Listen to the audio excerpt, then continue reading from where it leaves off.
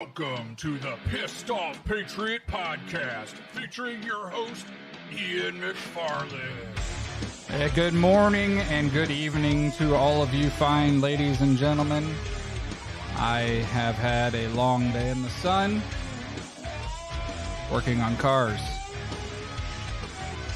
Really is a horrible thing to do. But anyway, I've got some great guests tonight. If you'll join me, tag your friends, bring them on the show, share that show to your timeline, let them all know about the Pissed Off Patriot Podcast. And tonight we have some really special guests. Oh, by the way, I got my internet fixed this week. It was, they claim, a line. We'll see. And we're back up to running full speed. So this week we should have no issues whatsoever. And we should be rocking here.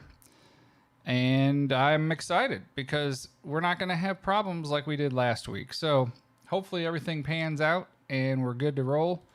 We are online right now. Everything seems to be doing right tonight. And I'm going to get a hold of Mark McCloskey because what I want to do is bring him in.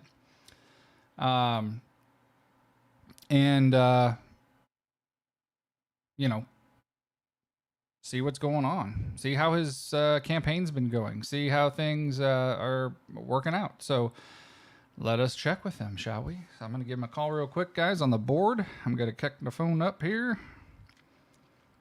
and we'll get Mr. McCloskey on here tonight.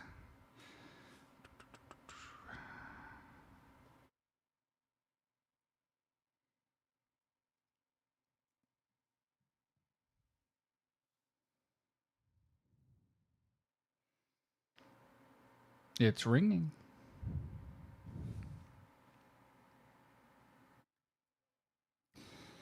Hey, Mark, how you doing? I'm doing great. Trying to figure out why my stuff's not podcasting out here. Hold on 1 second. We'll get you back on this Bluetooth. It's always something. They're out to get me. They're out to get me. Let's see here. Rogue Pro. There we go. Should be on the board now. Okay. That sounds better. How you doing tonight, bud? Very good. How are you doing? Not too bad, not too bad. So tell me about what's going on with the campaign, how everything's rolling out, and how it's been going. You know, we've been hitting every event we can possibly hit. We were in Texas County last night. Had an event there. The lieutenant governor spoke. Jay Ashcroft spoke. Billy Long was there, and I was there. The other candidates for Senate didn't bother showing up, but you know we do at least one appearance a day, usually more than that, and then you know radio and podcasts. I've got another radio program coming up as soon as I get off the horn with you. Nice. And we're really out there trying to meet as many human beings as possible. And you know I have this odd concept that if I'm going to represent the people of Missouri, I ought to find out what they want. Well, that's a good thing, I think, for sure, because it doesn't seem like any of the other candidates are really trying at this point. You're the only person out there I see actually doing anything and being extremely motivated. Well, you know, it's you know, I have no experience at this. I've got no you know, kind of baseline to know what candidates are supposed to do. So I'm just doing as much as I humanly can. It's a whole new adventure for me. You know, I don't have any campaign staff to speak of. It's really just Patty and me and one other guy out there hitting the bricks.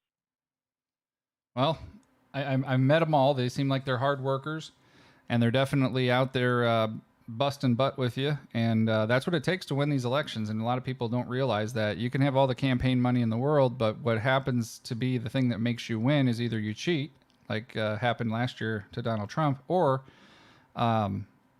you go out there and you campaign your butt off. Yeah, and you know we've got a lot of volunteers too, which is really very, very you know heartwarming. People have gone out of their way to show up and help us out. And we were down at the Sykeston Rodeo last weekend, and must have been, I don't know, 10 people there that just showed up to help us work the crowd and make it a successful event. Great. Yeah, we had you in the shop earlier in the day, and you know, I have to say, I think that was bigger than Greitens' last event. Yeah, I think so. Yeah. I'll tell you a funny story, though. You know, Greitens shows up to almost nothing, but he was at the Lincoln and Pike County Trump barbecue. I can't remember. I guess it was a week ago last Wednesday. and we were there, and he shows up and speaks after I do, and then after everybody's gone except for Patty and me and Eric Writings and our photographer, he wants to get a picture taken with us. So we get in between the two of us like we always do with our supporters, and shot a picture, and then I put it on my Facebook page. I had a great time at the Lincoln Pike County Trump barbecue last night and met a whole lot of great supporters. Put the picture of him between us along in about 5 other pictures of other supporters. Classic. I love it. I love the troll you've become. So you troll the media, you troll the other guys, and you troll the public. It's great. I love it. It's the best candidate ever. I've put a lot of my backing support behind you, because after meeting you several times, you're very genuine. If anybody meets Mark, they instantly know that he's genuine. It's a different type of person. I met, I don't know if I told you, I met Greitens a couple years ago. I tried to ask him a few questions. Of course, he had no time for me, shooshed me off and walked away. So I know him and I know how he is. Now, he might have been a good governor for the time he was, from what I understand. But it's disappointing when you don't have time for the people. And that's one thing I can say for you. Every time I see you, even if you were at that one event at the J Rockin' Ranch, and I took a picture of you, and I don't know if you ever saw it, but I actually posted it to our page, and it said, "Mark's still here at 9:30 talking to people after he talked at 6." And that tells a lot about a person, I think. No, I like meeting people. I like talking to people. I like, I'm not a politician, never been a politician. I don't think I'm a politician now. But, and I have on my campaign stuff, it's my personal cell phone number, because, I should make myself available. I kind of take that line in the Declaration of Independence seriously, about how the government works at the consent of the governed. Mm-hmm. I think that the politicians need to remember that they work for us and not vice versa. Absolutely. So how's your campaign funding going? I know that there is ways to donate to, even if it's like $5. You said you campaigned, what was it, a month and a half less than Eric Schmidt, yet raised damn near 3/4 to almost slightly over that of what Eric Schmidt raised in a longer period of time. Is that factual? Well, yeah, and I'll go ahead and do the plug right now. It's McCloskey4Senate.com. That's our donation site. In the second reporting quarter, which was our first reporting period, we were only on the campaign for 44 days. Eric Schmidt had 100 days in that period for reasons that I don't understand. They gave him 9 days from a previous period.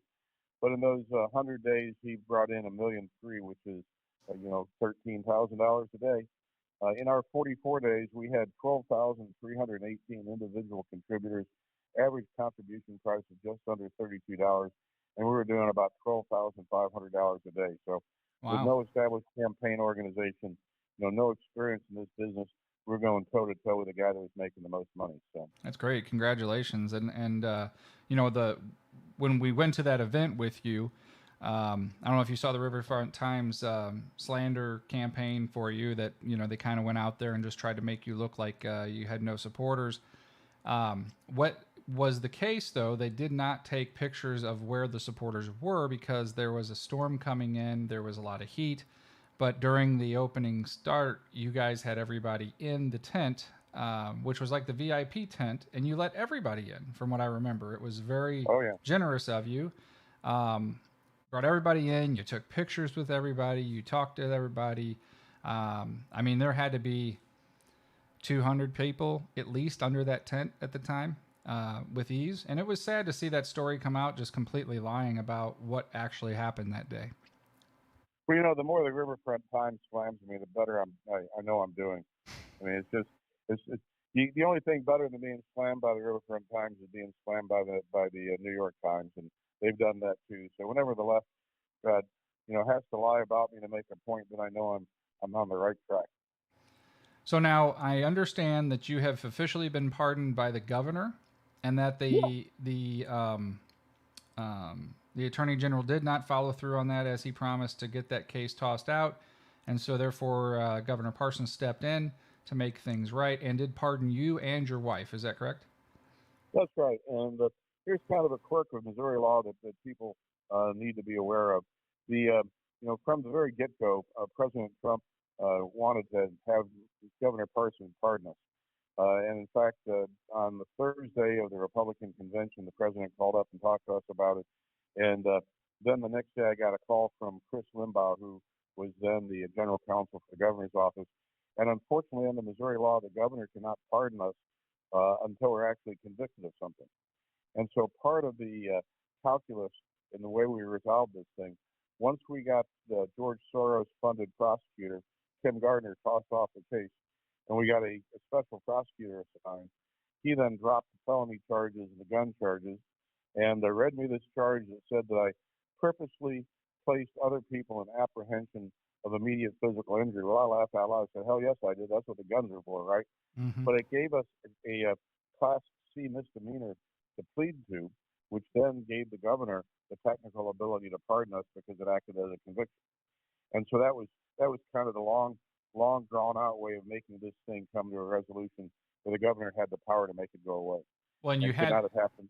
And you had to get it to go away in order to continue to be, because if you would have been convicted, I don't think you can run, right? If you would have gotten a conviction of a felony, you wouldn't be able to run. You would immediately been cast off the ballot. Is that correct? Well, I don't think it would have affected my ability to run. It certainly would have affected my law license and my ability to own guns and to vote. I think oddly enough, you can be a politician with a felony. You just can't vote for yourself. No kidding. That's incredible. Incredible. But anyway, so it was the clean way out, and as soon as on the day that we became legal when they dropped the felony charges against us, I think I was down at your shop buying a new gun. Yeah, you did. You came and saw me, and I said, "Sure, I can get you hooked up with a Colt." So we took care of it for you. I appreciate the business. So it all so it's all resolved now, and I had the opportunity to thank the governor personally at the governor's ham breakfast last Friday, and very pleased he did that. And then I don't know if you know this or your listeners knew this, but President Trump did a nice shout out to us and the governor last week. Sent an email congratulating Governor Parson on pardoning us, and once again congratulating us on defending ourselves against the mob. Well, very cool, very cool. That says a lot. I think Trump and a lot of the Republican Party is trying to really put a lot of pressure on Trump to win every person. That they know is going to win. They back him, and so I think right now, kind of like we talked about before, he's worried to put his name out there behind anybody until he's for sure, which is probably a good position because he wants to show extreme correctness on choices.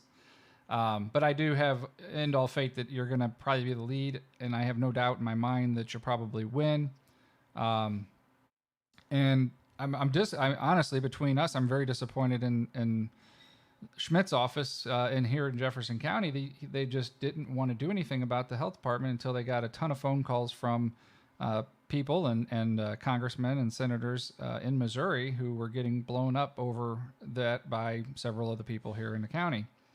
And then all of a sudden you start to look into it. But while seems to be really good at filing lawsuits, he doesn't seem to be very good at following through on anything. But we'll see. Maybe he'll really surprise us because, it just seems like a bunch of political moves only. So I know you probably don't want to comment on that, so I won't make you. I'll say this. I think that particularly in light of the vaccine mandates being handed down by big corps and primarily the hospital corporations, I think that what I would like to see happen, the governor issue an executive order like they have in Florida, prohibiting the hospital corporations from demanding vaccination. And then I'd like to see the Attorney General's office file a temporary restraining order to hold all that in abeyance until the courts can rule on the constitutionality of the big corps requiring vaccination. I mean, it's kind of a technical area of the law because private corporations typically can do anything they want to, and Missouri is an employment at will state, and so employers can impose, say, choose, and you're your only option is to either comply or go work somewhere else. The exception to that, though, is when the corporations, in fact, act as a branch of the government or act in the stead of the government. And since the big hospital corporations take god-awful amounts of federal money, and if, in fact, you can establish that in exchange for taking that money, they are stepping into the shoes of the government and mandating vaccinations, then I think that they would be subject to the Constitution and be prohibited from instituting vax mandates.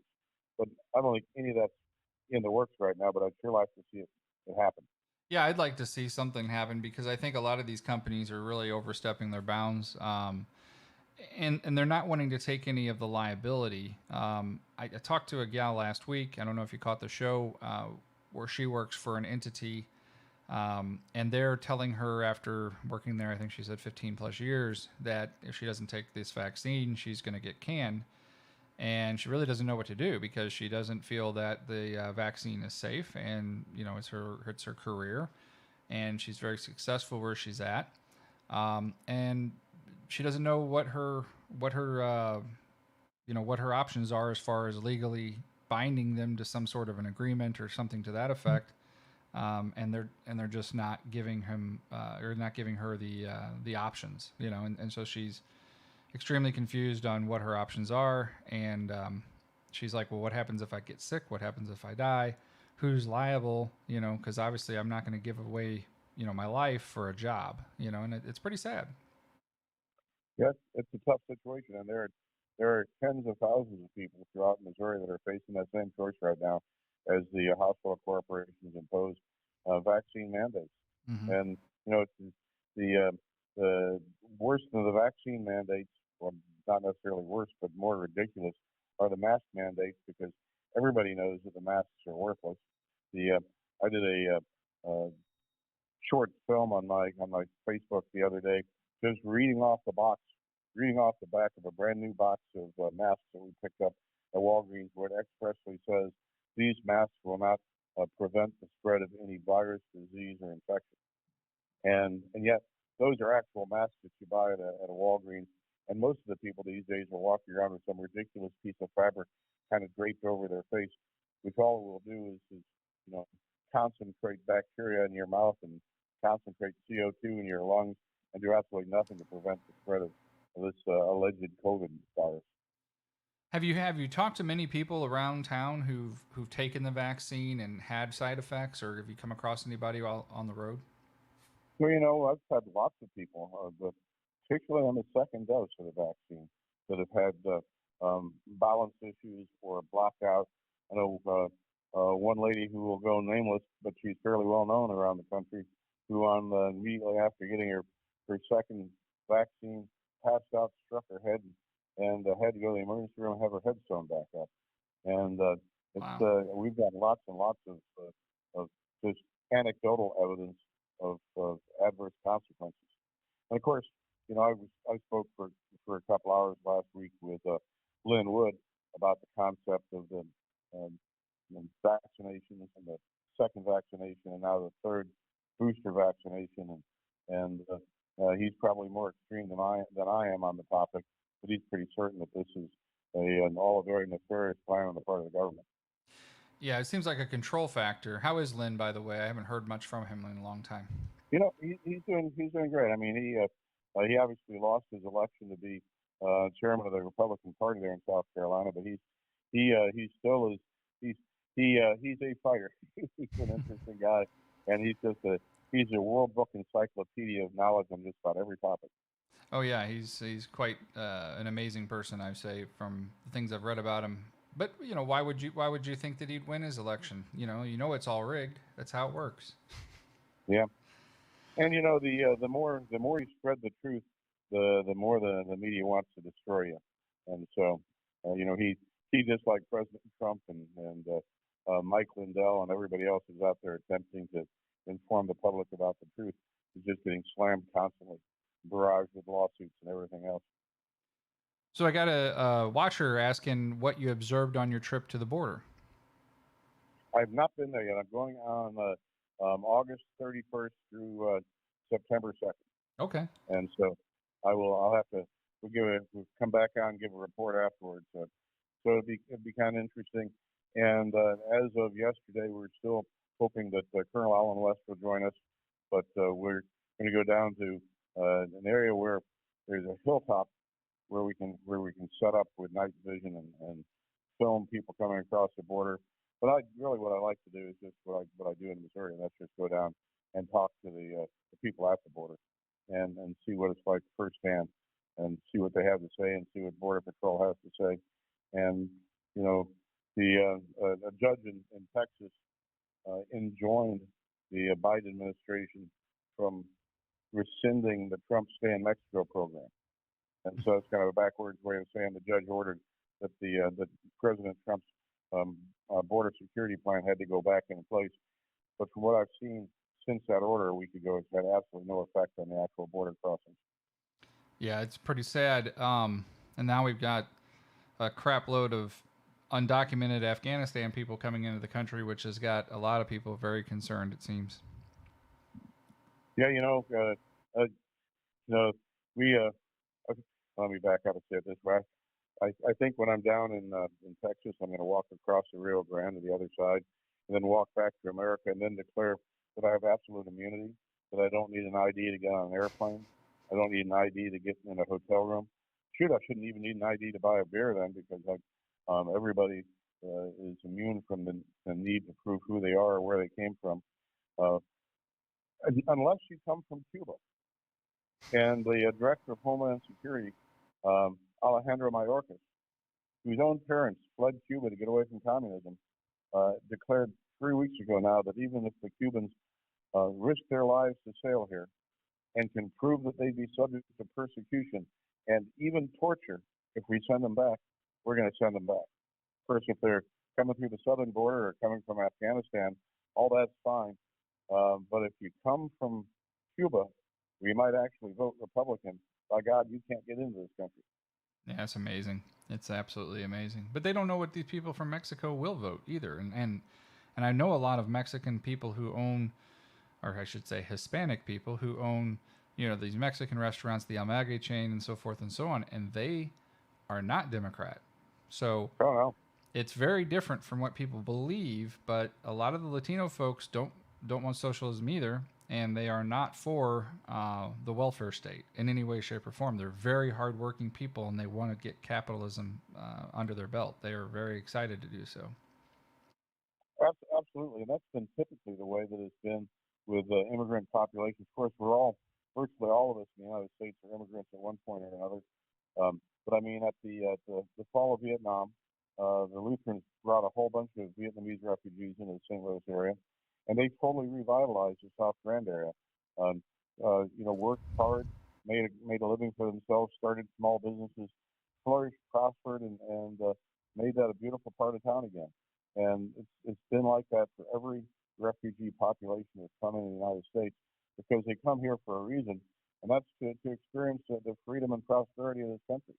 And my wife's family, very same thing. Her family came over from Czechoslovakia when Carnegie Steel fired all the Italians because they wanted $2 a day instead of $1 a day, and you could get the Eastern Europeans to work for $1 a day. And her grandmother came over with a sausage under her arm and a tag on her chest saying, "My name is Anna." 2 families lived in one room clapboard shack up in Johnstown, Pennsylvania. Everybody went to work at the steel mills, and out of that one room shack, in one generation, came the president of the largest advertising agency in the world, Michael Novak, the theologian and founder of the American Enterprise Institute, 2 members of the board of directors of Penn State University, and Patty's own dad, who's a reprobate. He just became a well-known artist. But, I mean, that's what America's all about, and that's what, for example, critical race theory is trying to destroy, because what America's all about works pretty gosh darn well, and it'd be pretty hard to defeat us unless we start poisoning the minds of our kids. Well, I know I've read a little bit about your history, and your wife's also. Both are very impressive, I should say, for your school and your your titles that you graduated with, and so forth and so on. Did you come from a family of success of other attorneys? Did your wife? Is this something new for you both? Just give us some background. Well, in my case, my dad was a South Side was a throat doctor, but his dad was a steam fitter for the Maytag Company in Newton, Iowa, and that's about as far back as we can trace his family history because they were Irish immigrants, and his grandfather went out for a pack of cigarettes in Chicago one day and disappeared, and that's about as far back as we can go on our side. But on my wife's side, like I said, they came over from Czechoslovakia at the turn of the last century with absolutely nothing, and then in one generation just really became prominent people.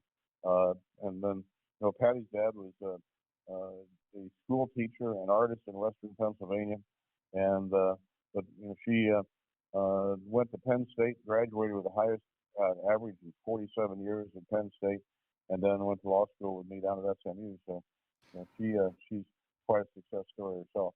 Yeah, she's extremely intelligent from what I read, and you are too. Congratulations. Well, I don't know. I'm running for Senate. That's got to say something about my at least my mental health. Well, everybody thinks you're crazy, so I don't think you're crazy because I think if we get enough people in there that are doing the right thing, we can maybe fix this nightmare boat that we've been on with these just communist idiots that are running the country right now. I don't understand how these people can actually sleep at night, but I guess the power is so good that it just gives you that good feeling. I don't know. It's hard to know who's really running the country. Obviously, Joe Biden can't be doing it. I mean, the other day he couldn't remember what branch of the service his own son was in or where he was deployed. And so, obviously, that guy's not running this country. And obviously, it's not Kamala Harris either. And who knows who's actually pulling the strings. But it is very frightening. And all joking aside, people ask me, how am I going to help if I get elected to the Senate? Because right now, if I get elected to the Senate, it'll be me, Josh Hawley, Rand Paul, Mike Lee, John Kennedy, Ted Cruz. I mean, we will never make up a majority of even the Republicans, the true conservative constitutionalists will never make up even a majority of the Republicans in the Senate. But what we can do is make up a majority of the voices that the American people hear and educate people and wake them up. I mean, the left has been seeking to destroy our country, to concentrate power and restrict individual liberty for 100 years. They're not going to give up easy. They're not going to give up quickly. And we will never turn this thing around in one election cycle. But we can certainly keep progressing towards that. And the more people wake up, the more people take a personal responsibility for their own freedom and their own futures. The more we're going to beat this thing back, the more we're going to retrieve our freedoms, and the more we're going to beat back big government, big tech, and all the powers that are seeking to turn us into, quite frankly, a one-world socialist state. It's very troubling in the last couple of weeks to watch the French, the Europeans, the Australians suddenly realize they're defenseless. They've given up all their rights. They've turned it all over to a police state, and suddenly they're realizing they're slaves to a system that is going to tell them what they are and aren't going to do, and there's nothing that they can do about it. And to see the streets filled with people protesting or pushing back is shocking. And it's I'm really surprised in America we haven't gone there with this type of situation going on currently. You see some of it in New York. I've seen some people pushing back in New York. I've seen some people pushing back in California. But it seems like people still haven't woke up. Would you agree to that? Absolutely. I called the COVID lockdowns in this country the final exam on American freedom. I always figured that at some point in my lifetime, FEMA would create some kind of faux crisis and put us all under house arrest. Say we had to all stay in our homes, shelter in place is the new code words, right? And not go to work, and not go to school, and not go to church, and not even be able to see our own parents and grandparents dying in the hospital. If you're a man, not even being able to see the birth of your own child. But I figured they'd have to hold a gun to our head to make us do that. But then a year ago last spring, the government just said all that. And almost everybody complied. Virtually everybody in the country stayed home.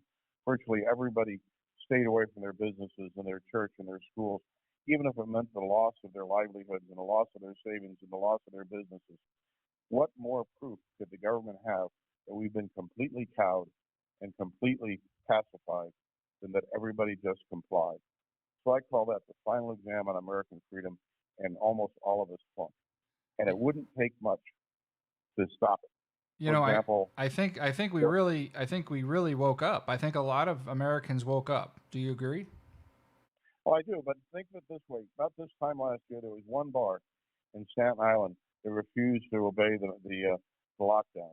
It took 25% of all the sheriff deputies in all 5 boroughs of New York to come and force that one bar to close. What does that mean? That means that if 4 bars refused to close, that would take 100% of the sheriff deputies. And when the 5th bar refused to close, there'd be nobody left to close them. And if it would not take very many establishments to just refuse to comply, and the coercive power of government would come to a grinding halt. There just would not be enough manpower to maintain the control over the people. And, I see coming down the pike in the not very distant future, the government attempting a new and even more severe lockdown. And people just need to stand up and refuse. I totally agree with you. I think it is coming. I also think that they're going to try to come after guns with ATF hit squads, essentially. The push for, I don't know if you've heard this week, so they currently banned importation of new Russian ammunition and firearms as of this week. And that was done, I think, through the Department of Homeland Security, just cutting off the application for new permits. What was the alleged basis for that? Because Russia funds terrorism. No, okay. Yeah, so of course, let's disarm the American people because of that. Okay. All right. Then they've come to the conclusion now that there's around 41 million braces out there. I don't know if you're familiar with what a brace is. Oh, yeah. Yeah, 41 million of these, Mark. And they're trying to say that they're all illegal SBRs now. And yeah. I'm pretty sure any court who is constitutional would say, well, let's see, this type of weapon has been banned since 1932 and 1934, and they apparently aren't killing people like you guys claim they would. So 41 million seems like it's pretty much on a common use basis now. So I think there's no longer NFA, but I don't think we're going to get there until the court hears it and the right people like Adam Kraut gets in there and finally, breaks the back of this thing like they have been on the bump stock thing. They've been very successful in the bump stock thing. There's 3 courts now that have ruled that they're constitutional. One, I forget what they call it. They made they basically dropped the case because the ATF was afraid they were going to lose again. And so they withdrew their judgment or something to that effect. Well, the whole concept of turning 41 million people into felons because they decide that pistols with a brace are now short-barreled rifles is just the most amazing nonsense I've ever heard. Mm-hmm. Well, they also banned a new gun new trigger this week too. It's called a rare breed trigger. I don't know if you've heard about this game now, but Florida ATF came out and said that this trigger system that they put out on the market and has been out for probably about a year now is a machine gun. Even though it is a firing device that allows a 1 shot per pull, it is considered a machine gun because it allows it to happen too fast. Really? Yes. I haven't heard that. If you go back and watch my video from last week, we actually had the video on. We talked about it. But the trigger resets itself, pushing your finger back forward and keeping it locked forward, so you can't you can't shoot the next round until it fully locks the gun again. Once the gun is locked, it allows you to then pull the trigger. So your finger goes forward and locks forward, and then if you let off the trigger, it wouldn't fire anymore. But if you keep pulling, it'll allow you to fire it again, right? So their explanation is this is one continuous pull of the trigger. I love the gymnastics. The gymnastics are a monster. But the company has refused. It's actually owned by an attorney, And I think they did this in order to get the lawsuit going so they could get this nonsense knocked out. Yeah. They immediately sued, and they've continued to sell them. They've asked for an emergency injunction. Of course, the court denied that, but they still sell them, and they don't care. And that's what we need to start doing in this country is just saying, I'm sorry, we're not going to comply with your nonsense. Like, for instance, they're now making it to where multiple different parts of a gun can be serialized under this new bill and this new push for, these receivers that aren't complete are now receivers, even though they're not, and they have to go through the process and have a serial number applied and be registered with the gun company. They can no longer be to where you take them home and you make them yourself, like a block of aluminum would be considered a gun at this point. An unmachined block of aluminum. If you had the intent to make a gun out of it, you are now a criminal because that's a criminal activity as of, I think it's the end of this week. It's incredible. Yeah, it is. Total overreach with redetermining laws that have been standing for 100 years, and it's just absolutely disgusting what's going on. And not to sound like a jackass, but Trump was the one that did this by doing the executive order on the bump stocks and demanding that the DOJ reclassify things. Had he not done that, we wouldn't be in this situation today. And it's a shame. It really is a shame. So much of politics is a knee-jerk response to crisis without giving it sufficient thought. Correct. I agree. Yeah. He wanted to make people happy and do something. And unfortunately, when you give a little, they take a lot. And that's what they're showing. Absolutely. Mm-hmm. Absolutely. And I mean, that's the bottom line about everything these days. You cannot negotiate. You cannot be, quote, bipartisan, unquote, because if you give the left an inch, they'll destroy you. You may demonstrate goodwill towards the left, but they will never reciprocate and show goodwill towards us. They will just take, and never give back. Exactly. Absolutely.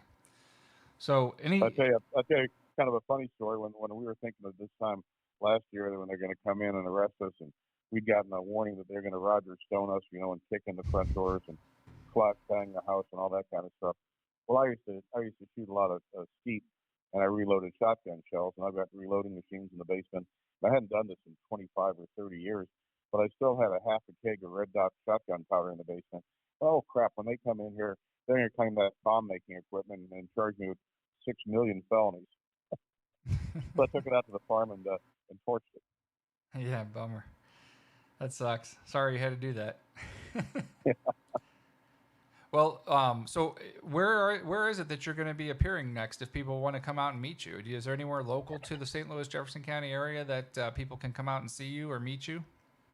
Well, I don't have my calendar right in front of me. I know we're doing something in Franklin County here shortly. And I'm in a room where I do not have a calendar.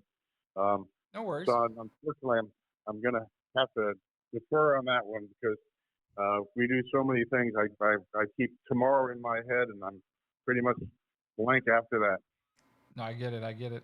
I'm the same way every day. Is just too much stuff going on. So, well, let's get your campaign information for donations again.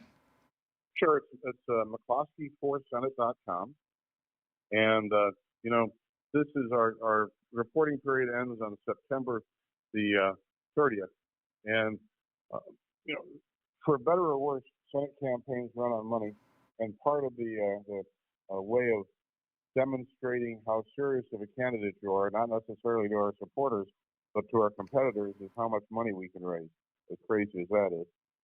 And so, I encourage anybody that thinks we've got the right idea here, anybody that wants to support us, to go to McCloskey4Senate.com, kick in $5, $10, whatever you can.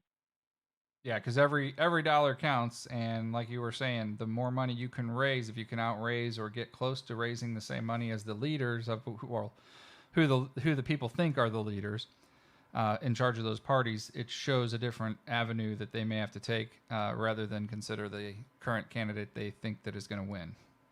Yeah, and here's the thing: it's a self-fulfilling prophecy that if you make a lot of money, then the contributors think, you've got a better chance, so they'll contribute more money. And if you're not making a good show economically, they say, why should I give that guy any money? He doesn't stand a chance. And so that's why I say if you want to help us out, you want to support us, you think we've got a good idea, then jump on board and donate some money. We also have a volunteer site there, so if you we certainly need that as well. I'm sorry, you cut out a little bit. Could you repeat that, sir?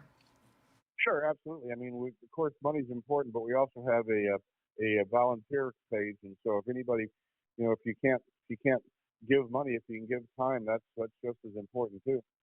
Oh, and as far as what we're doing next locally, there's this big event Thursday, Friday, and Saturday up at Drive-In St. Louis, and Eric Caputi, amongst many others, is putting this program on. We're looking at maybe 10,000 people, and I'm going to be speaking there on Friday night. Oh, very cool. And where's that Drive-In St. Louis, you said? So that's up there at let's see, what is that, Gander Mountain? What's the old St. Louis Mills Mall? It's now owned by Dan Buck.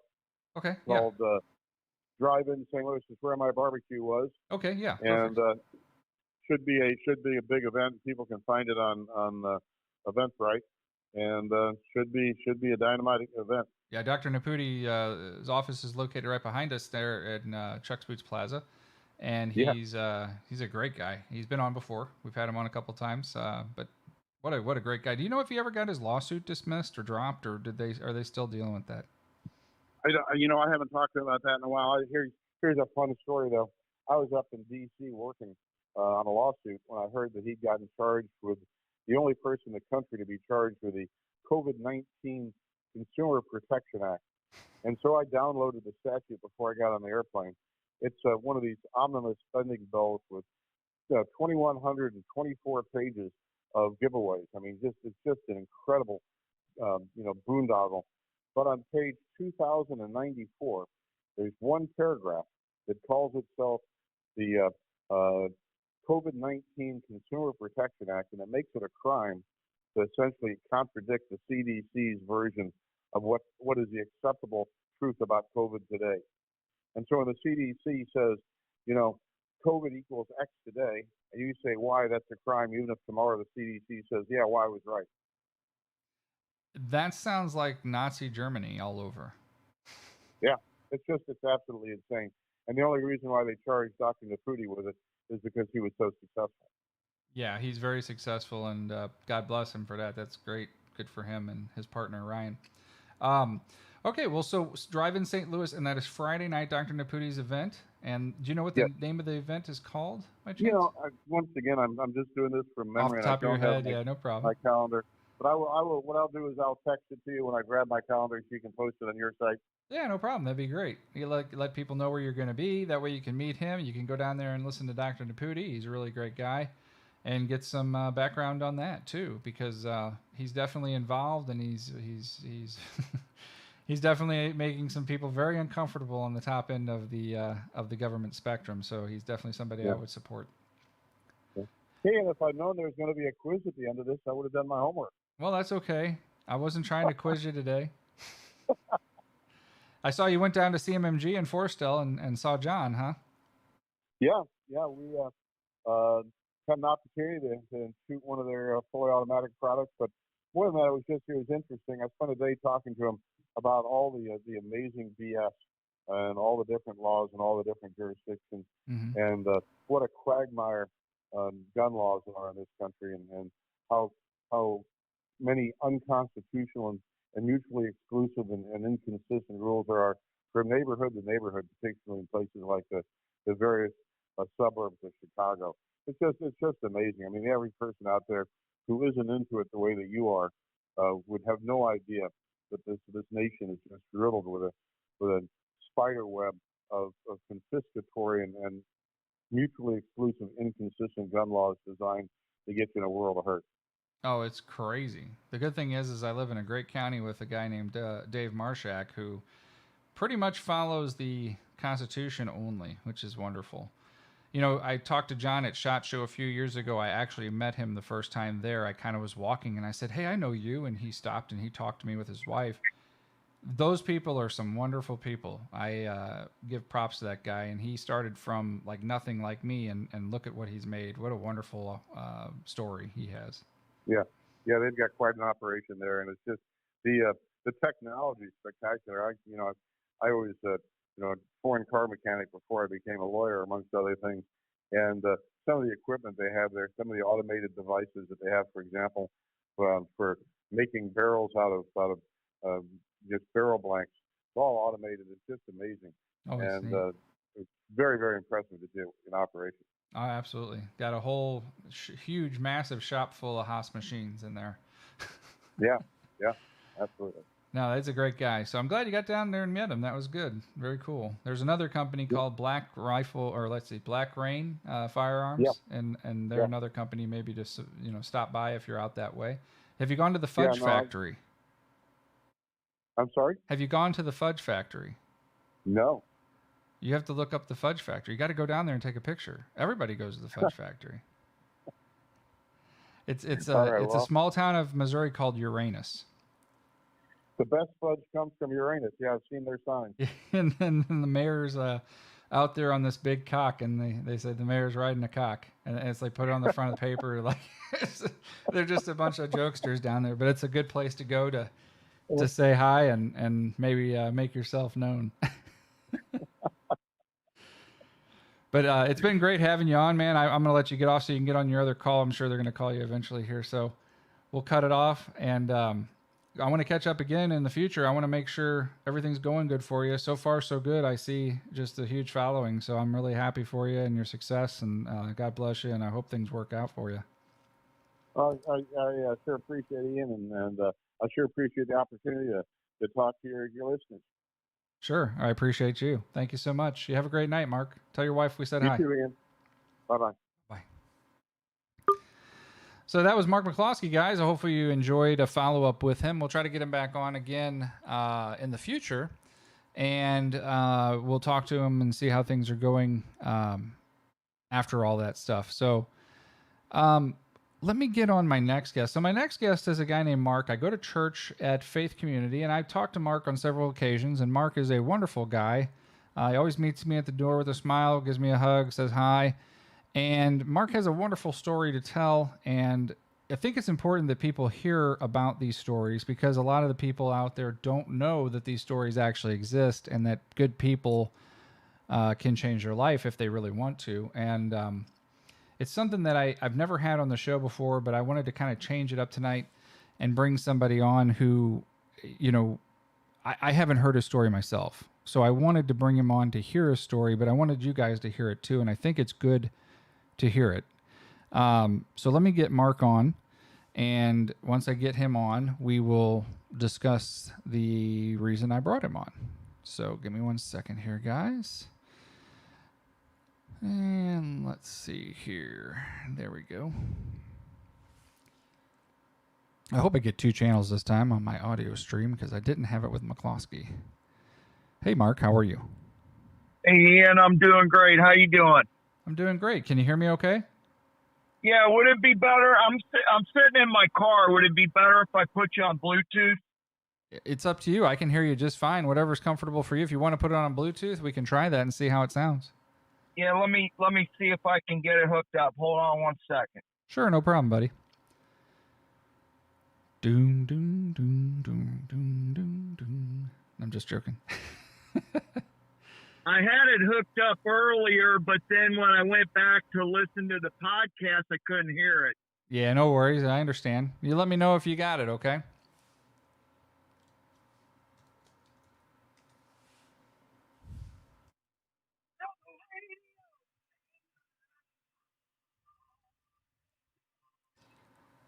So how'd it go? Did you get it all hooked up yet there? Sometimes it takes a minute or two to hook up. It's working on it. That's fine. No problem. Well, we can go ahead and talk a little bit, and then if it doesn't work out, we'll figure it out from there. Okay.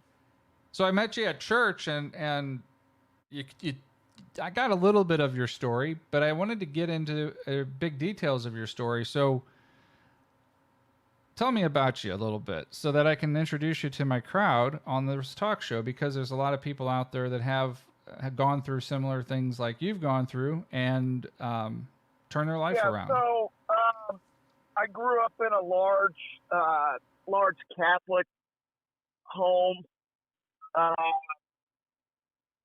Can you hear me now? I can hear you fine. Absolutely great. Okay. The Bluetooth is on now, so we'll see how it works. Yeah, and I mean, I was one of 11 children, very chaotic growing up.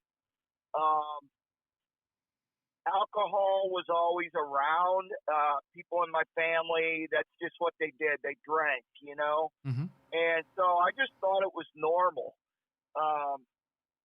I remember being at we would have a family reunion every year, and there was this one side of the family, that they were Christian, and they didn't drink, they didn't smoke, they didn't cuss. And I thought, what's the matter with these people? That's kind of how I viewed it. And then years later, you know, I became one of them, you know. So it's kind of funny how things go full circle that way. But yeah, I abused drugs and alcohol for many years, and it started out being a fun thing and just something that people did that I ran around with. And then towards the end of my drinking and drug career, it turned into trouble and a full-time job. Mm-hmm. And I got into a lot of trouble. I got arrested several times. Got 3 DWIs in like about a year and a half. And I was looking at probably going to prison, maybe, if I didn't change something about my life. So that kind of led me into treatment, and then I went from there. So did you go into treatment for like reasons because of the courts, or did you go into treatment because you decided you wanted that? No, actually, I was working at St. John's Mercy Hospital at the time, and my supervisor was in the Al-Anon program, which I didn't know anything about Alcoholics Anonymous or Al-Anon or anything about recovery at that time.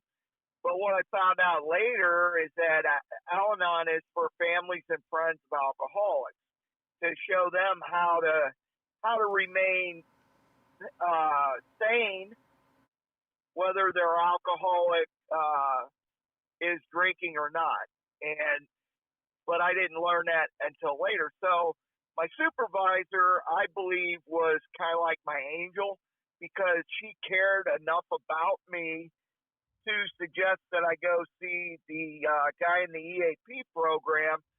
I had a pattern at work, and I got paid every 2 weeks, and on a Thursday, and I missed a lot of Fridays and Mondays after payday. They call that a pattern. And they were tracking me, and she had told me that if I missed another day of work, that there's a chance I would lose my job. So this was back in the end of 1987, around Christmas time. And I remember watching a house across the street burn to the ground. And if I'm not mistaken, it was Christmas night. And we were drinking all day. And, of course, I wanted to drink all night, too, even though I had to be at work at 7 a.m. the next morning. But that wasn't going to stop me, because that's just what I always did. So I found some guys, and we wound up on the east side. And 6 o'clock a.m., we're driving back to St. Louis, and they're like, "Are you sure you're going to work?" And I'm like, "Oh yeah, just drop me off at work." I had to be there at 7, and the closer we got to St. John, the more I changed my mind. I'm like, "Just take me home. I'm not going to work." So then I called in sick that day, went back to work the next day, and she calls me into her office and says, "I told you, that if you missed another day, that there's a chance you may lose your job." And she said, "I'm not going to guarantee anything, but what would it hurt to go talk to the EAP guy?" And at that time, St. John's Mercy, Edgewood was a part of them. Mm-hmm. So Edgewood is a treatment program, and I went in there with this arrogant attitude that I was gonna counsel this guy, and I was gonna ask him the questions, because all he's gonna do is try to get me into treatment, and I didn't want any part of that. But I went and talked to the guy anyway, and something happened after being in there for about 45 minutes. I just believe that the presence of God came over me, and I submitted to what God was trying to do in my life. And so I agreed to go into treatment, and this guy's like, well, I'd like to get you in right away. I'd like to get you in today. And keep in mind, it's like 2 days after Christmas. New Year's Eve is coming up. So I told him, I said, you don't understand. I said, I'm a traditional kind of guy. I said, I'll agree to go into treatment, but it's going to have to be after the first of the year. And so I kept my commitment to him, and I went into treatment January 4th, 1988, and I've been sober ever since. Wow. That's an amazing story. So was there anything in your life traumatic that happened? Like, I've heard a couple of people tell me very similar stories that were, one guy told me a story that was far, far, far beyond anything that you just mentioned. I mean, this guy had it rough. And well, I mean, I have all kinds of stuff that happened in my life, but growing up and going through it, I never really attributed it to alcoholism or drug addiction, because I always got through it and I always kept going. Mm-hmm. And it was only when I reached a point where people that kept bailing me out when I would get in a jam, it was only when they stopped bailing me out and I had to look at my situation that I was willing to make some changes in my life. But the thing is that when I went into that treatment center, I had no intention of staying sober the rest of my life. I just went in there to save my job. And then what happened is that God changed me while I was in there, and it led me to Alcoholics Anonymous and into recovery, and I've been sober ever since. So yeah, I mean, there were people in my family, not my immediate family, but cousins, that committed suicide over the years, and I was in automobile accidents and lived through them, and just stuff that happened through my life. But I never, until I was in that treatment center, and I sat down and I really took a look at all of the negative things that had happened in my life, I could always trace them back to drugs and alcohol. But before that, I never did that, because I just thought it was part of growing up and part of life, and when I was in there and able to sit down and take a look at it, that's when things started to change. Yeah, I know alcohol has a huge influx on a person's life. My father was a drinker. I would say probably when he was younger, he was more of an alcoholic than he was when he got older. But he would crack a beer at 7, 8 o'clock in the morning and drink until lights went out at night, just a steady stream of beer. But it definitely made some changes in his life, going out and finding other women, not staying faithful, getting too drunk and getting abusive.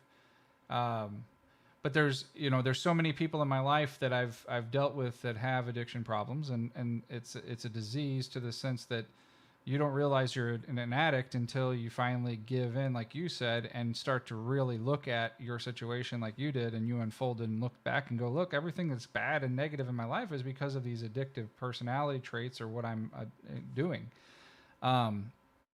It's amazing to see a person like you transform. I didn't know you before, but it's amazing to see a person transform from it to take their life back and fix everything and move forward. And it's really a blessing. And so one of the purposes of having you on the show tonight is just to tell people that there is hope for people who might be in this situation, and that it is possible. I mean, you're sober now 30 years is what you told me on the phone today. Is that correct? 33 years now. Wow, 33 years, and you cold turkeyed it. That's amazing. Congratulations, by the way. I like to joke around, and so I tell people I got sober when I was 10.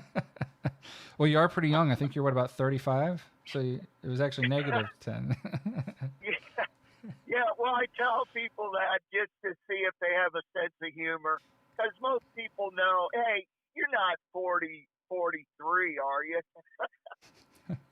Well, we do go to Faith Community Church down in Sunset Hills. So if anybody is needing help or is looking for a place to go that is open and will talk to you and help you and guide you, it's a great location. I know there's a couple of people at the church that have the same problem and have the same past and the same results. So it's very good.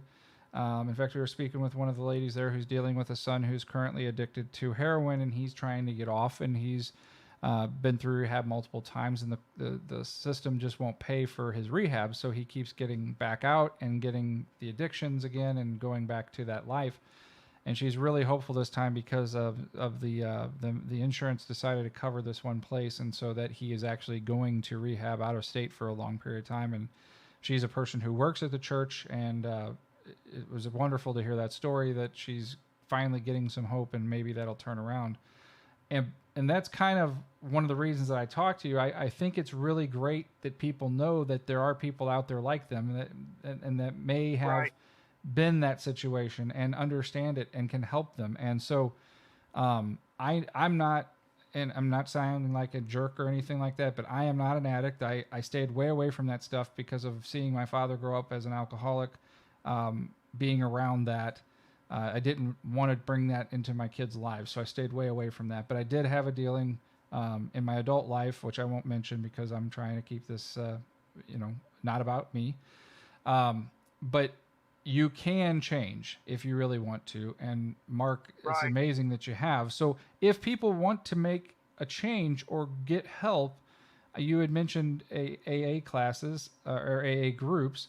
Are there some that you know of around the local area that they can come to if they're a new person who is looking to get help and come there and just listen? Well, sure. There is an app that you can put on your phone, and it's called Meeting Guide. And when you find the app, it's got a blue picture with like a chair in it, and you can download this app, and no matter what city you're in, it'll tell you where the meetings are, where the AA meetings are in that area.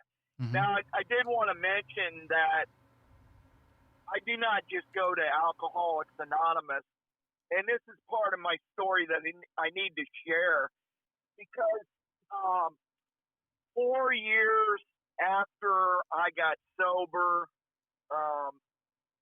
I became a Christian. I grew up in the Catholic Church, but I never really had a relationship with God or with Jesus Christ, right?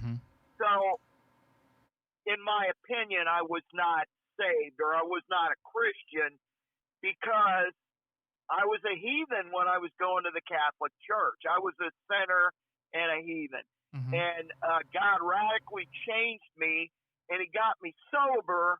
But then 4 years later, I became a Christian, so my life changed again, right? And then I started to get into the Bible, and I started to see what was in the Bible, and I believed it, right? And so I was applying these principles in my life that were in the Bible, and I honestly believed that God delivered me from drugs and alcohol. He removed the obsession for me to use drugs or drink alcohol. And I don't take that lightly.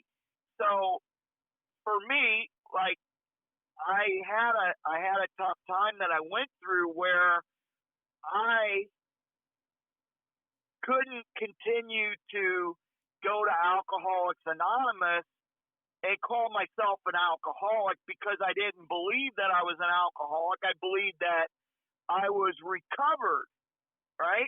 Okay, So, gotcha. So people, you know what I'm saying? And for several years, and what ended up happening is I lived in Pennsylvania for 20 years before I moved back here 3 years ago, and I was volunteering a prison ministry up there, and we would go in and facilitate small group discussions. We were considered religious volunteers, but it always led back to alcoholism and drug addiction because many of them were incarcerated for that very reason. And so I'm telling these guys this story of why I left AA, and this one guy looks at me and he says, well, I understand why you did that, but did you ever think that they may need people like you there? Because if everyone got sober and stopped going to meetings, there wouldn't be anybody there for the guy coming off the street.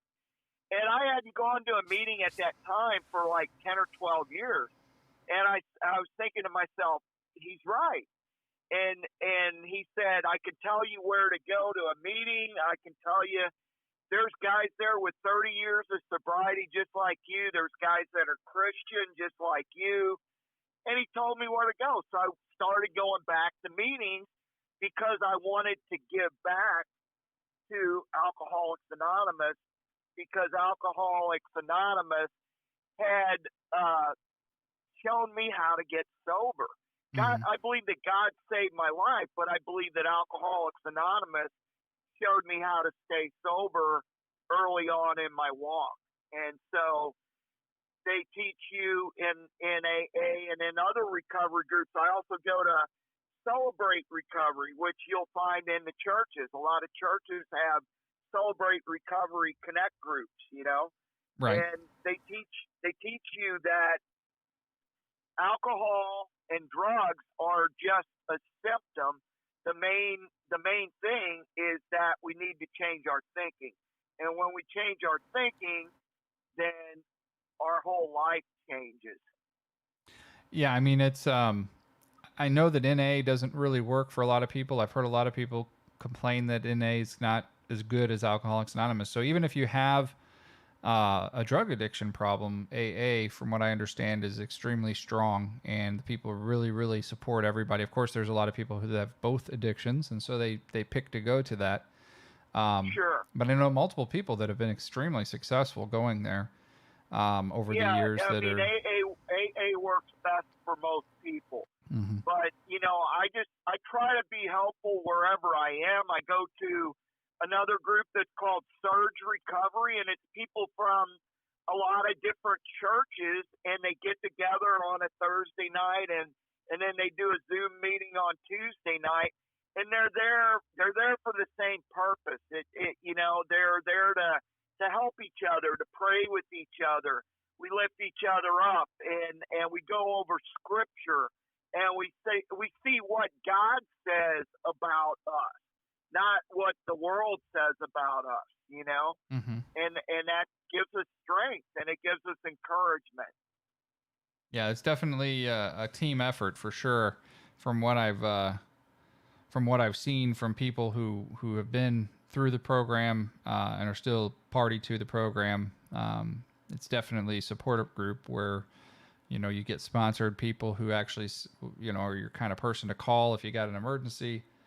Person to talk to, help you off the edge if you're not feeling content, help you learn, try to educate you, try to talk to you and help you to think of new ways to do things, so that way you don't fall back into your old ways. It's a very powerful group, and it's a great group of people. So if you do have anyone in your life who may have a problem, you know, they obviously have to learn to do this themselves. This isn't going to be something that you can manipulate them into doing, and that's something that's extremely hard for a lot of people to understand, and it takes a long time to get there mentally as a person who cares about someone. So if that person decides they want to do something and make a change in their life, you can always guide them, you can always help them. And maybe we're talking to some people tonight who have a problem already, and they're just they don't know where to go, and they're thinking maybe they should. But it's a horrible thing. I mean, a lot of people get very destroyed lives over alcohol, prescription medicines, especially prescription medicines lately have been out of control. And lead to street drugs and destroying their lives, their families, et cetera, et cetera. And it's they even glorify it on TV with some of these addiction shows, which is really sad. But it's definitely a real thing. And Mark is only one example. I have a lot of friends that actually are sober people that have come into my life over the last couple of years. Being someone who's never had to deal with an addiction problem of their own, talking to some of these people has been really helpful to me to identify things that I've dealt with in the past with my father and others. So it's not a bad thing to put it out there and discuss it if you have someone like that in your life. But Mark, anything you want to close with? I mean, you've been incredible. I wanted to mention, because you mentioned support, and it's so important that people understand that they do not have to do this alone, that we draw strength in numbers, and we draw strength by supporting each other. And, we get people to mentor us and to guide us through the program and through the steps.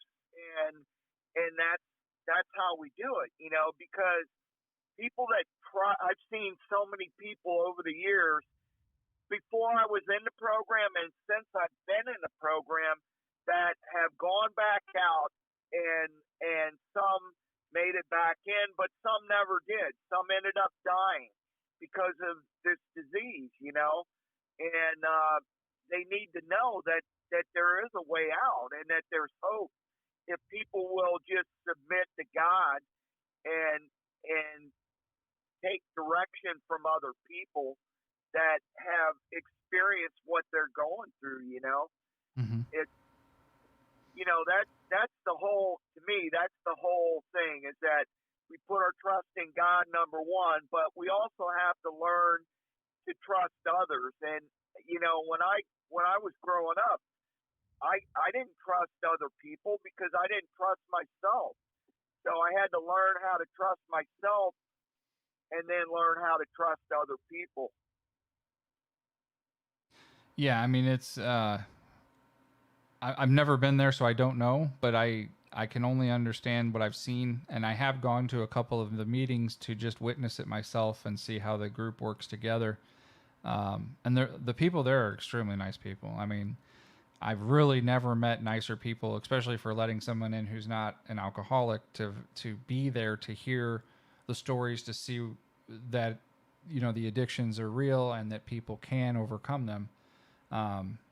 It's a wonderful thing. I mean, to witness it firsthand. And if you haven't, and you do have someone in your life who may be an addict or have a problem, you may want to visit a meeting yourself just so you can understand how it works. Because a lot of things that you think may be your fault aren't your fault, and you have no control over. And it's sad, but that's the realization of an addictive personality person. So it was very helpful for me, and I can tell you that they were always very happy for me to be there, happy for me to witness it, talk, listen to what they were saying. Obviously, I didn't, talk, but I got to know a few of the people, and you're one of the people that, I got mentioned that you had been through the program, and I found after talking to you several times that I wanted to ask you if you'd had a problem coming on to talk about it, because I think more people need to hear about it. So I do appreciate you coming on and having the courage to tell others about your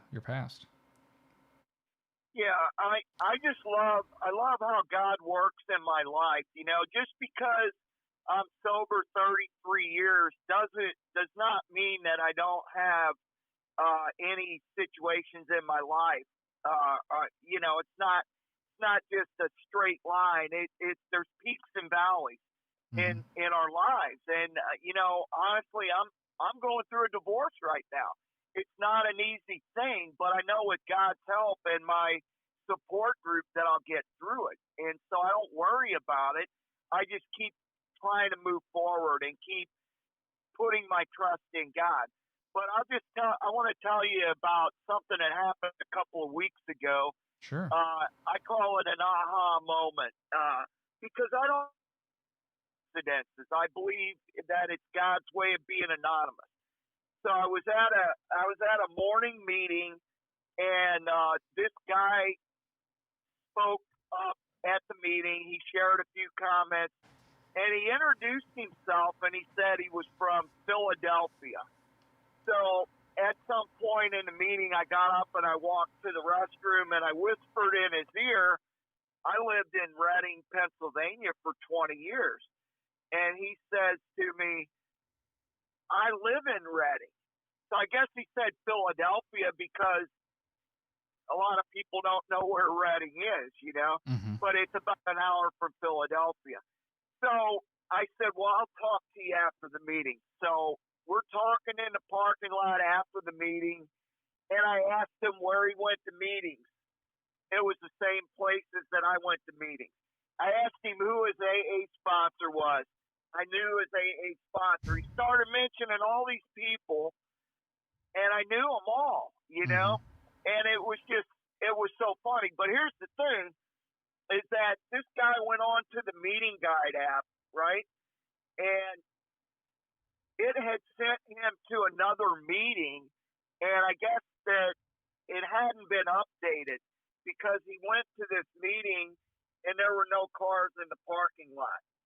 And he said, I was going to just go to breakfast, and then something told me that I should go find another meeting. So I came here, and even though I was a little bit late, I'm glad that I came. So if that guy wouldn't have done what he did and decided to go to a meeting, he and I would have never connected.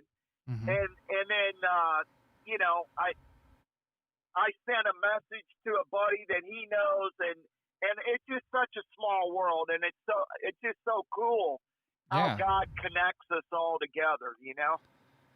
Yeah, it's definitely very interesting. You know, I went through a real rough time for a few years, a lot of tests, you know, and I tell people all the time, you know, God's testing you.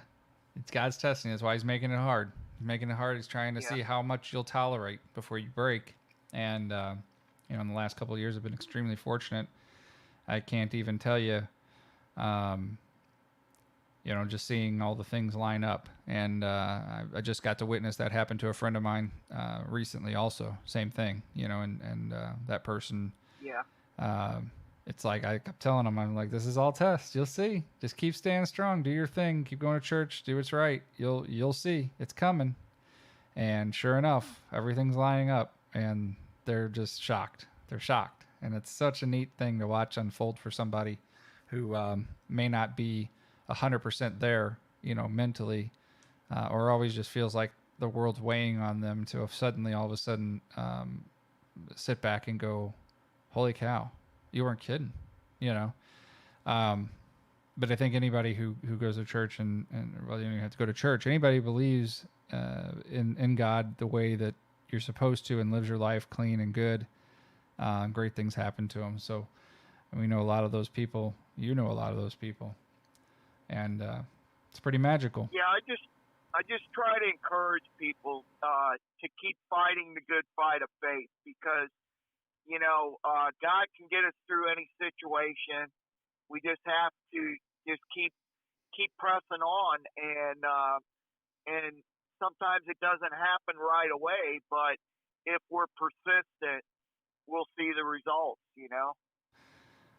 Yeah, and karma always comes around. So if somebody's bothering you or doing something horrible to you, just understand that eventually they're going to get what they get. You don't even have to worry about it.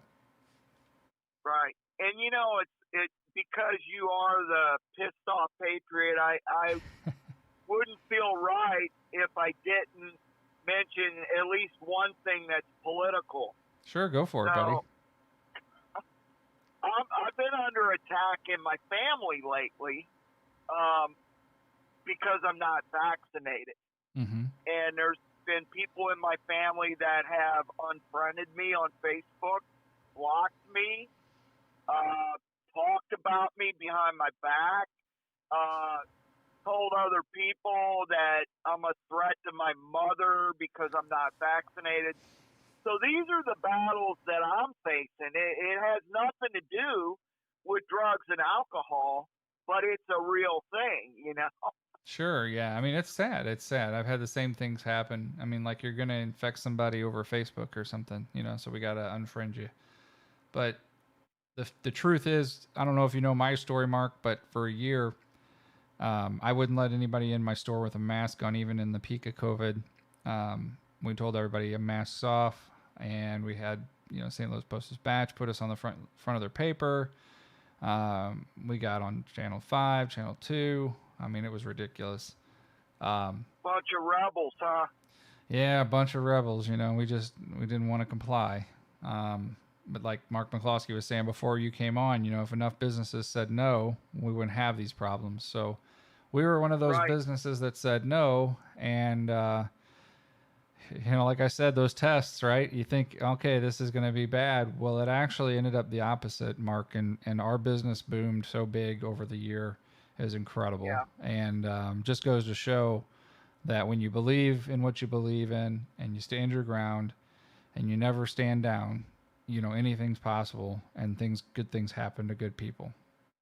Amen. And we have to push back against all of this government control. A couple of times last week, I had a dermatologist appointment, and they clearly told me that I had to have a mask to get in there.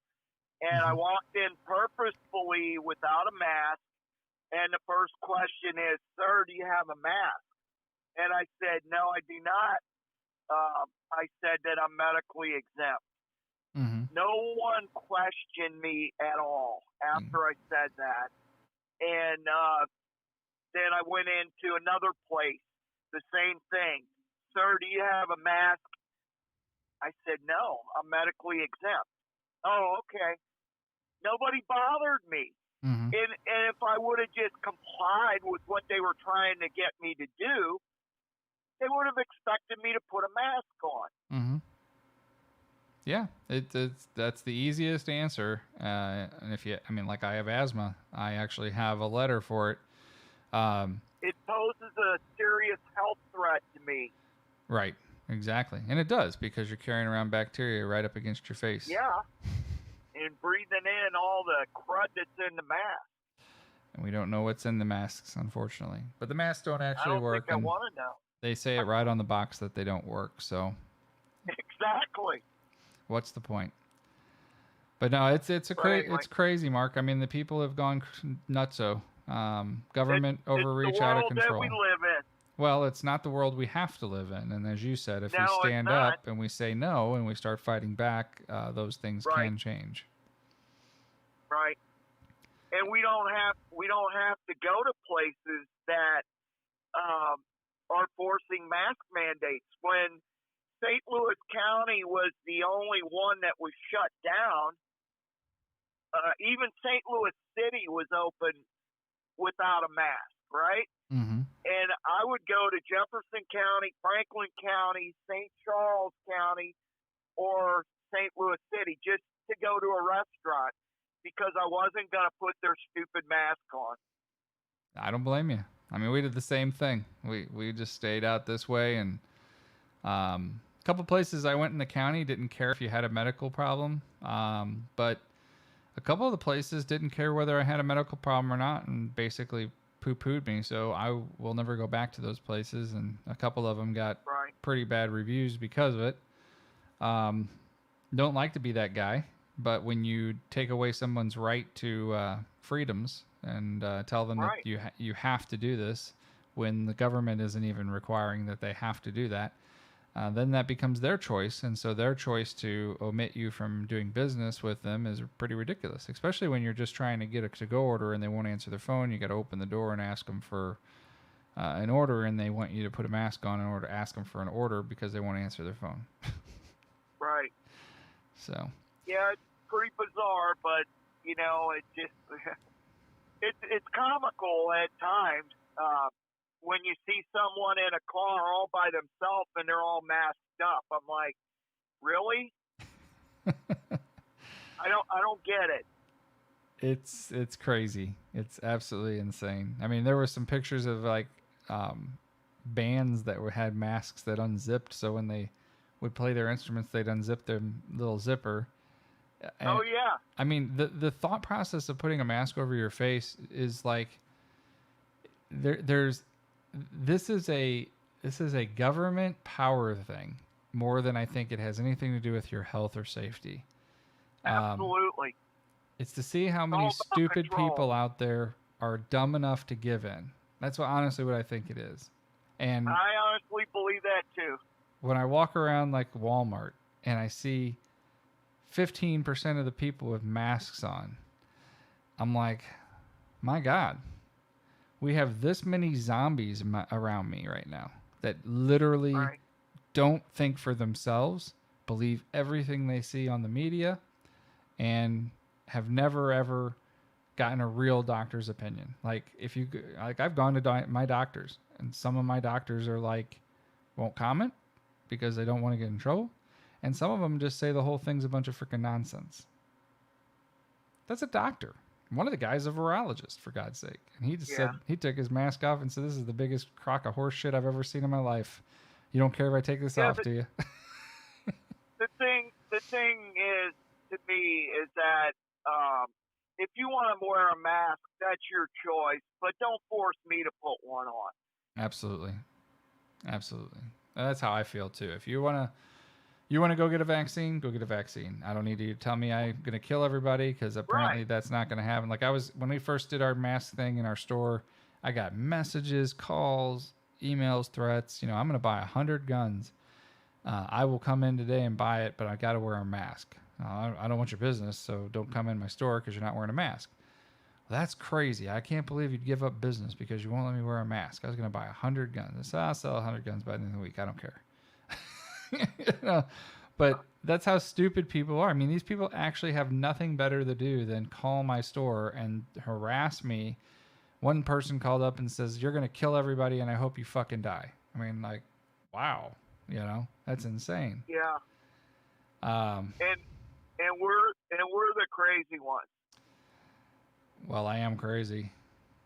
Definitely crazy. Don't let anybody fool you, Mark. I am nuts.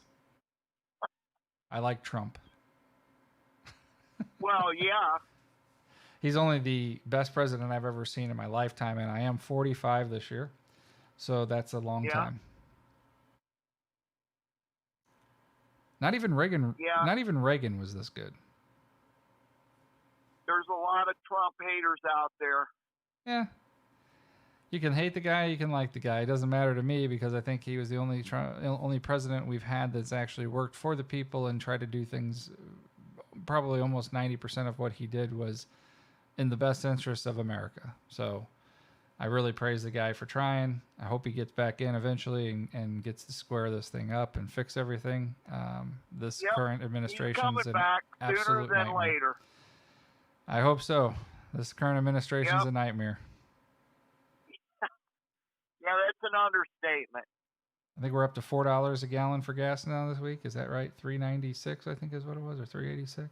Maybe it's not that much. I don't remember. I pumped regular gas into my diesel truck this week. That was really stupid of me. It happens. Yeah. Only spent 5 hours draining the tanks. But at least I knew what I did before I started it, so no big issue. Right. Well, I did make it to church today, Mark. I apologize. I actually overslept, but I'll be there next week, I promise. Well, I'll see you when I see you. It sounds good, buddy. Anything else you want to talk about tonight, or you all wrapped up? I think I'm good, unless you have any more questions for me. Well, no, you said there's an app called the Meeting app. Is that right? What was it called? It's called Meeting Guide. Meeting Guide. So you can download that and you can find... It's a blue app with a chair in it. Okay. And if they download that, it'll tell you where meetings are in whatever city you're in. Cool. And so if or you have, they can go on Facebook and they can find Celebrate recovery groups in their area. They're all over the place in the local churches. And there's also that other one I mentioned, Surge Recovery. You can find that on Facebook also. well, that's very helpful. I really appreciate that. Yeah, that's about it. Cool, Mark. I appreciate you coming on tonight and sharing your story. Oh, my pleasure. It's great to hear you got 33 years under your belt. Congratulations to you, sir. Yeah, it's all about God. You know, I just showed up. He just radically changed my life, and I'm so thankful. Because I honestly believe that if I was not sober today, that I would be dead or in prison. That's there's no doubt about it. Yeah, that's a sad fact of reality, actually. I mean, for my dad, he went through 3 wives, ended his, got a divorce with the 3rd one too. So 3 strikes, he was out. When he was passing away, he made some very, very good amends with my mom and myself, and Sure. was good, a little too late. But at least he said his piece, and it's a big thing. So, yeah. Hopefully you'll be sober. That's the thing. I'm hopeful you'll be sober the rest of your life and get to enjoy your life the way you want to. Yeah, it's kind of amazing when I think about it that I've been sober more years than I wasn't. That's good. And I drank and used drugs for quite a few years. Mm-hmm. It's very powerful. It's a great message. Yeah. It's all about the power of God, to me. Mm-hmm. Yeah, I think a lot of people that have gone down that path say the same thing. So it's definitely a big key to it. And I think AA is very God-based, right? From what I remember. Yeah, I mean, a lot of people, they call it their higher power, but I choose to call mine God, Mm-hmm. It's,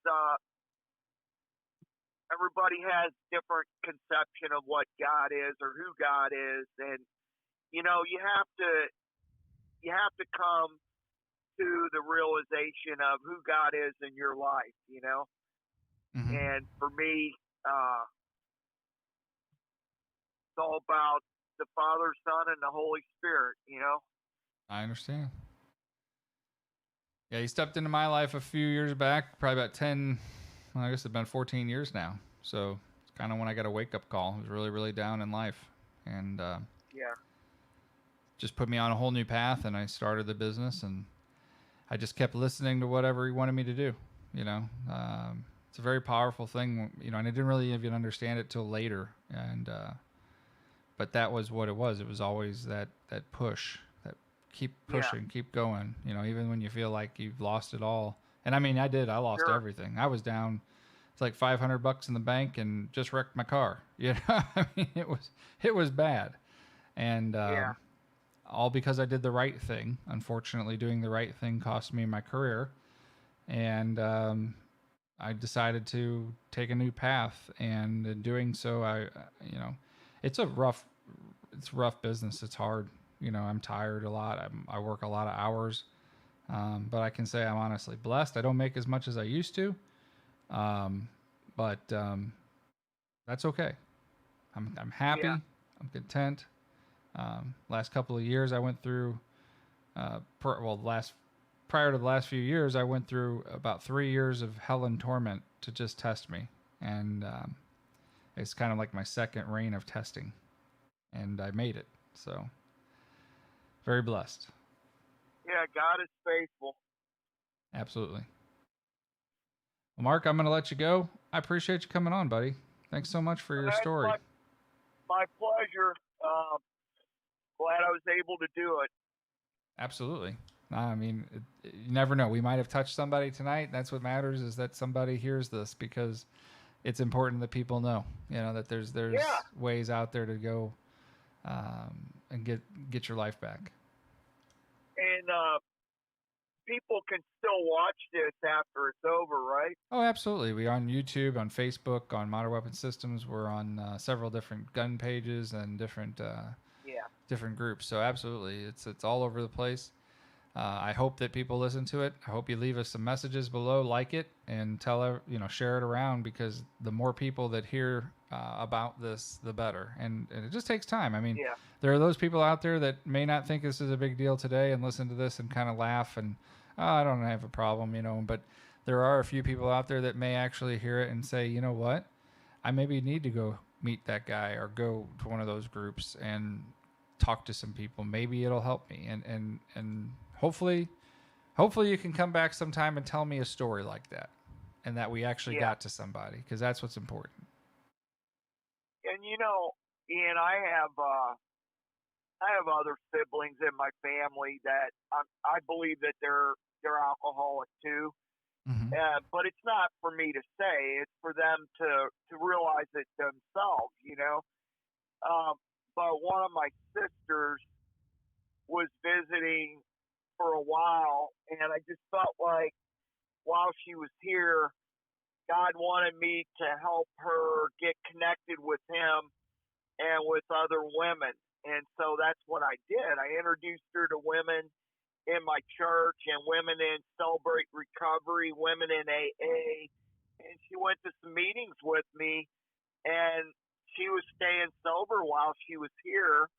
And she got a lady in AA to be her sponsor, and she was walking her through the steps.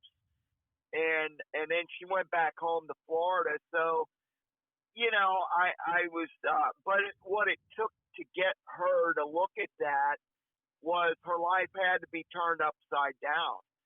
And that was the only thing that was going to get her to want to change. Mm-hmm. And that's kind of how my life changed, Mm-hmm. is I was in a bad spot, and they call it a bottom. But so all I could do when she left was encourage her to continue to do what she was doing while she was here, and to keep putting her trust in God. And if she does that, I don't have any reason to believe that she can't continue to do what she was doing here. Gotcha. Yeah, it's definitely. Go ahead. It just gives you hope, because for Mm-hmm. many years I was the only one in my family that ever was in recovery, and it was frustrating at times because I wanted other people to see what I had seen, Mm-hmm. and to get what I had gotten. Well, yeah, you definitely want whoever it is who's taking that step to notice a huge change and see that. Otherwise, they'll turn right back. Sure.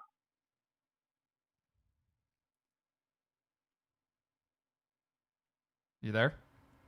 I'm here. Oh, okay, I thought you got cut. I thought you cut out. Sorry about that. No, I'm good. All right, buddy. Well, I'm going to cut it off. I'll talk to you later. I appreciate you coming on. Okay. Yeah, it's my pleasure, and have a great night. And sure. Tell Christy I said hello. All right, we'll talk to you then next time we see you at church. Hey, buddy. All right. See ya. Take care. Bye-bye. That was my friend Mark, and if you have any interest in getting into an AA group, or you're looking for help, you can always go to Faith Church too. There are places for people to go who have addiction issues, and some of those people don't think they may, but if they really are interested and they think that they want to seek help, there's some really great people out there. You can always contact me, and I'll try to get you in contact with the people that I've met over the last couple of years dealing with things with friends. So I hope you guys enjoyed that. I know it's not exactly pissed off Patriot kind of stuff, but I think it's important to know that there are people out there that can help you if you have a problem, and that you can reach out at any time. Very powerful message out there for people who may have a friend or family member or somebody with an addictive problem, and know that there is hope. And as you heard in Mark's situation, 33 years is pretty amazing. So congratulations to him. Guys, I just want to close this show out with a thank you to all my friends and different businesses around. So we've got Diablo Inc. That's Aaron, and he was actually with Mark McCloskey last week and had his his 50 caliber Barrett signed by Mark McCloskey and his wife. He also did a tattoo on my kid this week, and my kid's super excited by it. It's very cool. Omega Fencing Solutions, Anthony Sansone's business, and he is a fencing expert. So if you need any fence around your home, your office, or a different outbuilding, Anthony can take care of that for you. And I would reach out to Omega Fencing Solutions and bring him on to get those things done. And he is very good about getting them done quickly. On top of that, we got another group called Evans Flooring, which is a flooring company out of Sunset Hills. Brad Evans is a good customer of mine and friend. Long term, I've known him for about 10 plus years. Great guy. His son is excellent shooter. He's featured in some of my Instagram posts from a couple of years back. And we've shot a couple of competitions together, and the kid kicked my butt. But Evans Flooring is a great place to go to get your flooring done. So if you're looking for flooring or any of your flooring needs, contact Brad Evans at Evans Flooring, and he'll get you taken care of. And then, of course, Daniels Lawn Care and Landscape. That's Matt Daniels. He's actually coming out here this next week to do some work on my house. I recommend him highly. He just did a huge project, and it was an amazing piece. Massive wall for a very large piece of property, and it turned out excellent.